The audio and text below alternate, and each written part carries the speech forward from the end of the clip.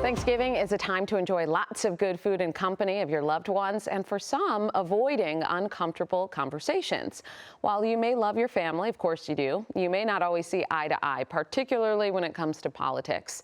This Mental Health Monday, we're helping you keep the tension away from the table so you can focus on what really matters. And joining us live this morning with ways to keep your cool is Heather Hagen from Newport Healthcare. Thank you so much for joining us, Heather. Thanks for having me. And Heather, politics seems to always become a hot topic at the Thanksgiving table. I don't know why. What might be some diplomatic ways to keep those conversations from getting too tense? Yeah, I think most importantly is to have a conversation with yourself beforehand about what you want to engage in and what you want to steer clear from.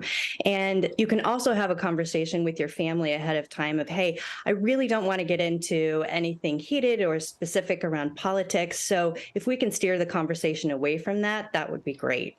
And do you have any tips for keeping the tone light if your aunt, your uncle, whoever, cousin insists on butting heads? Absolutely. I think first and foremost, you always want to try and keep your dignity and speak respectfully, not escalate the situation. And if you have to remove yourself from the situation, that's definitely an option that you have. Again, the number one priority here is taking care of yourself and not escalating the situation. So if you need to step away and take a moment, take some breaths, and politely say, I'd really rather change the subject and not get into this, that would be great.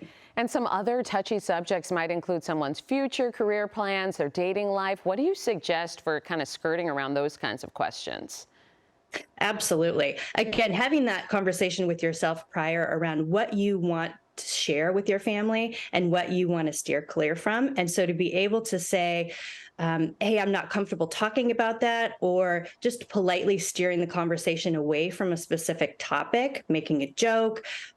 People might get the message, but in the end, you might have to stand up for yourself and just say, hey, listen, I would really like to, I'm not ready to talk about that right now. Yeah, and we know alcohol, unfortunately, doesn't help in these situations. If you're the host of the party, is it wrong to say, hey, you're cut off?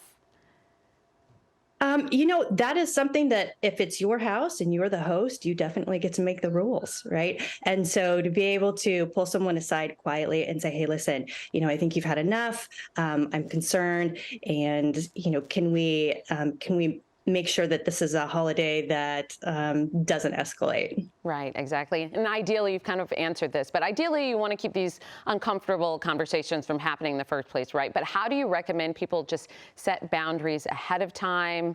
What should they do if those boundaries are crossed? Yeah, so ahead of time, again, having a conversation with your family is absolutely something that you can do. If I'd really not like to discuss, I don't want to discuss my relationship, or I would really appreciate it if you refrain from making comments on my appearance or my weight.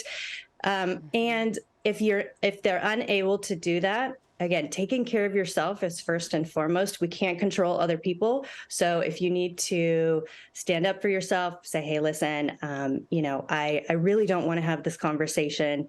Please, can we change the subject? And hopefully your family will abide by those wishes. Absolutely. We all love gathering with our families, but sometimes, well, I won't even say that. I do, but they're always, they have some triggers for every person. And so hopefully people listen to these tips and have a good holiday. Heather Hagen, thank you so much for joining us. We appreciate it. Thank you for having me.